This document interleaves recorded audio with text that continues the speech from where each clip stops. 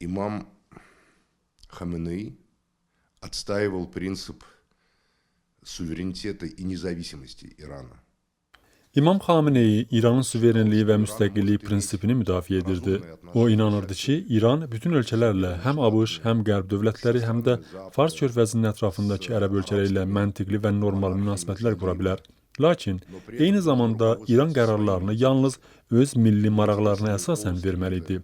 Nə Wall Street-in, nə London City-nin, nə Dünya Bankının, nə də hər hansı digər qüvvənin maraqlarına görə, yalnız İran xalqının mənafeylərinə görə.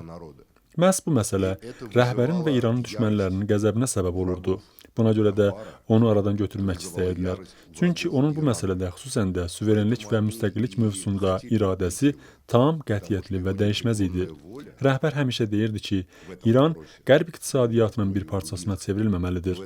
İran tarixdə yerlərini gözəl tanıyan xalqa məxsus qədim bir imperiyadır.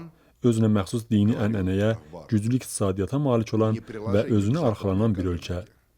Əgər İrana qarşı sanksiyalar götürülsəydi, İran dünyanın ən zəngin və ən inkişaf etmiş ölkələrindən biri ola bilərdi və bir çox qərb ölkələri də buna qısqancılıqla yanaşardı. Lakin İranı qəsdən təzyiq altında saxlayıblar. Həmçinin unutmayaq ki, rəhbər İranın ən sərt sanksiyalara məruz olduğu və demək olar ki, heç bir iş görə bilmədiyi bir dövrdə ölkəyə rəhbərlik edirdi. Belə bir şəraitdə hər hansı bir qərb ölkəsi məhv olardı. Lakin İran rəhbərinin iradəsi onun öz ölkəsinə olan sevgisi və xalqın milli qürur hissi sayəsində ayaqda qaldı. İrandan öyrənə biləcək dərs budur. Özümüz olaq.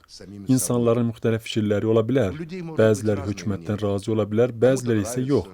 Amma ölkə birdir və rəhbər həmişə bunu təkrar edirdi. Страна одна.